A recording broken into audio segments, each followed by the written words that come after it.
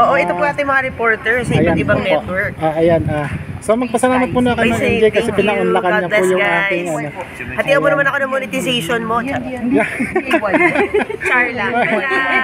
Kasi yung yung nanonood ng programa niya. Ay talaga, bongga. Live na ako inuwayan. Kaya nga kanina sabi ko, kasi Ma'am MJ ba yan? So kasi, Ma'am, ang ganda-ganda sa personal. Pag ganun lang konti. Thank you. Ma'am, salamat ha. Bye-bye po. Sige po. Bye-bye. Mga naka-face mask. Royal na na. Ito, mga sikat na mga pamilya sa Pilipinas. Sino si Ma'am? Oy, Ma'am MJ, hindi po ba? Royal family.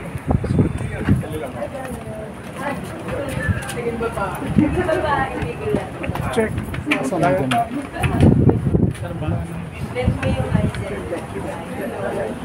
Wala na kaya yung sugon para maluwag yung lapat nila. Para maganda. Yan, ganyan lang para may kuha lahat.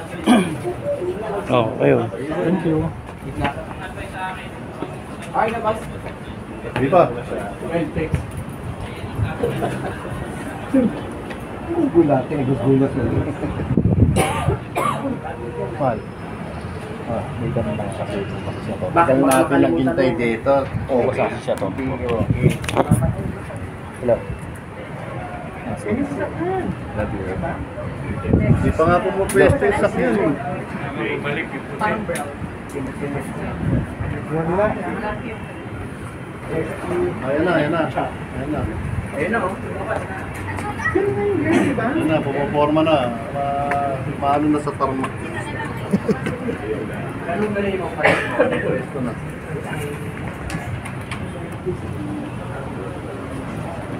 Ma'am, okay lang. Oo, kasi ma'am, siguro ma'am, hi na lang muna. Hi na lang muna sa aking mga followers and viewers, siyempre. Hi na lang muna sa aking mga followers. Hi guys. Ito nag-aabang kami sa korte. Gutom na kami. Wala Sana pang matapos na to. Sana makauwi na kami. Biyernes na, buta nila mahangin dito sa Muntinlupa. Ma'am MJ, anong naging mensahe ninyo kay Mr. Bigsuta? Wala akong mensahe actually sa kanila kasi nagko-cover din ako nitong case. Pero of course, may justice prevail. Yun lang ang masasabi ko. Yes, opo. Kasi kanina hindi tayo pinansin, ano? Hindi, ganun talaga.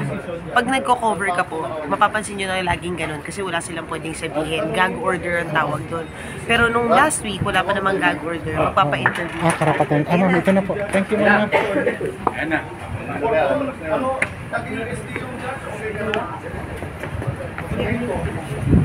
sabi ni Direk Nasir? Ano ba yun? Nakukuhanan ko ba? Ulo. Basta dito na, pwede na kayo naman. Dito na, dito. Dito na.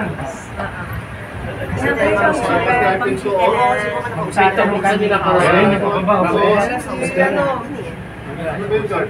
Guard, boss yung dito. Bukas yun na. Ay, huwag nila karin. Bukas mo kabilaan. Direk Daryl! Magtatanong kami sa labas ng gag order. Wala po sa gag order, Direk. Sa gag order, Direk. Kamusta po kayo? Ito lang ang kasabahan. I'm okay. I'm still finishing the movie. Hindi pa palitan yung title, Direk? Direk, papalitan mo ba yung title? If you get the Direk, papalitan mo ba yung title? Judge nila. So, tuloy yung movie natin, direct? Dapat. February. Kailan po yung airing niya? Excuse me lang po. Direk! Taga-UST sila. Divina Law. Wala ka. Attorney Buko! O lahat sila taga-UST ha. UST yan lahat. Direk! Andun si... Ano daw may gag order? Hindi daw pwede. Ay, kasi attorney. Ayun sa unahan. Fortune. Si Attorney Fortune. Wala ka? Lahat yan, taga-UST yan. Lahat. Total. Okay lang daw sa tuloy ang movie. Dapat tuloy. Hindi papalitan na ang title. So, yun. Sinabi niya hindi papalitan? Dapat. Tuloy ang movie dapat. Okay na, sumakay. Tanungin ko, ano, hindi ba nila ipapa-inhibit yung judge dahil UST yung judge? Mag-yes ako naman yung reporter. Yes or no? May sorry, ano sinabi niya? Hindi siya Sabi niyo yung movie. Tsaka hindi pa pala tapos. Sabi Hindi pa tapos? Self-finishing.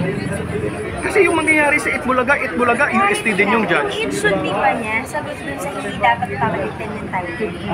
Parang, As it should be. Tuloy ang movie dapat. Ang dami na kasi tanong na sila. ang natatandaan ko na sinagot niya dun sa tuloy po ba? Oo, yung parang ganun eh. Not about the title. Tuloy sa yun yung sagot. Parang hindi niya sinagot yung title. Open pa. Bagong na